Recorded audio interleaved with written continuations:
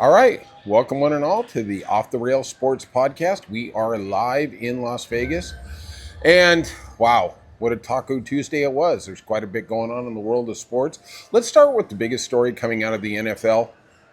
John Gruden on Monday was basically given clearance by the Nevada Supreme Court in a 5-2 ruling that he may take his litigation against the NFL about who leaked the disparaging emails he sent to Bruce Allen when he was with the Washington Redskins in 2021 to actual court and not arbitration that would be controlled and actually possibly adjudicated by Roger Goodell himself. He blames the NFL for leaking the emails, and honestly, even though I'm not a John Gruden fan, it's pretty obvious that that is where it came from. The dump came on Friday at the Wall Street Journal. He didn't resign, so then we got another dump on Monday with the New York Times, and then he had to leave his job as the Raiders coach.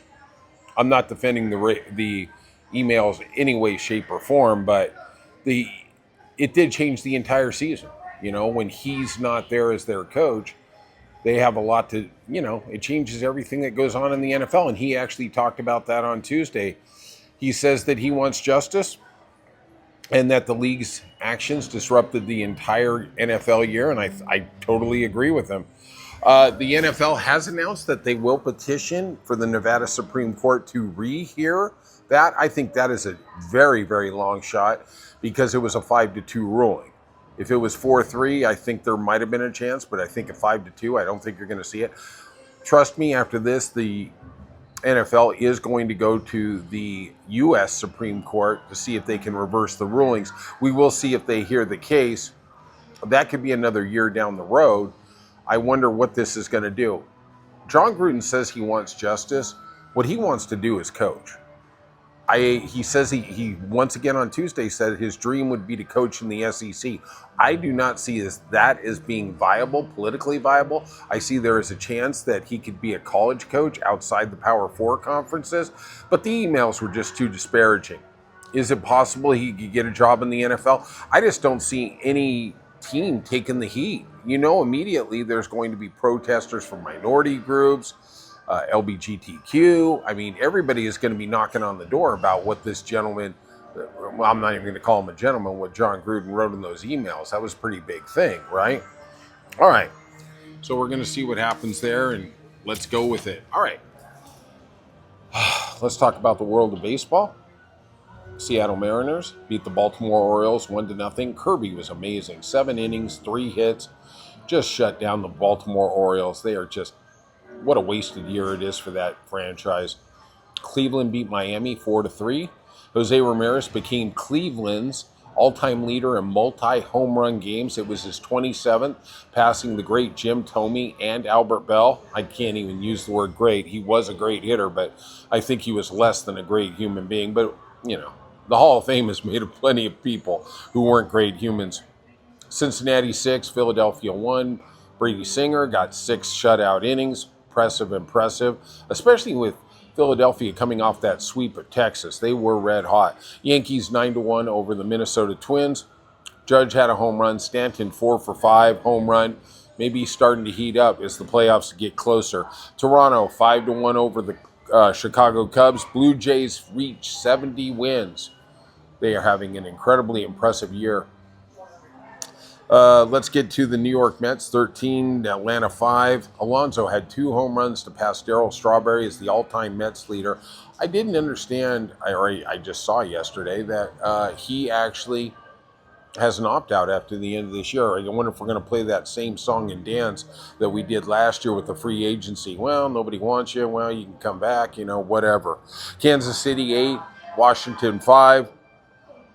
Pasquanino, I always butcher that word, home run, 5 RBIs to lead the Royals to the victory. Milwaukee, probably the biggest game on the card, 14-0 over Pittsburgh and Paul Skeens. Skeens pitched 4 innings, gave up 4 earned runs, didn't really have his ace stuff, but Milwaukee is just a monster. I watched that game. It doesn't matter if it's 6-8 or it's 8-9-1 or what it is. They are just patient. They just hit. I wonder, and I'm going to ask Brian this later, do you think Milwaukee's for real? I'm starting to come around to it. They've had 2 winning streaks of over 9 games. 9 games are over. Colorado 3, St. Louis nothing in the game that nobody really wishes was even on the slate. Arizona 3-2 over Texas. Marte hit a game-breaking home run in the 9th inning to lead them to the victory. Boston 14. Houston 1. Boy, Red Sox just erupted. Bregman hit another home run in his return to Houston. Chicago White Sox 9, Detroit 6. Okay, enough said. Athletics beat Tampa Bay 6-0. Let's move on. Padres beat the Giants 5-1 in the nightcap. Just dominated the game. San Francisco just can't hit. I watch the team, and no matter what they do, they get Devers, they get Chapman. They just can't hit. Obviously, maybe they need to bring Buster Posey back. And in the nightcap, and it was actually a very exciting game, the Angels rallied twice to beat the Dodgers 7-6. And Shohei Ohtani hit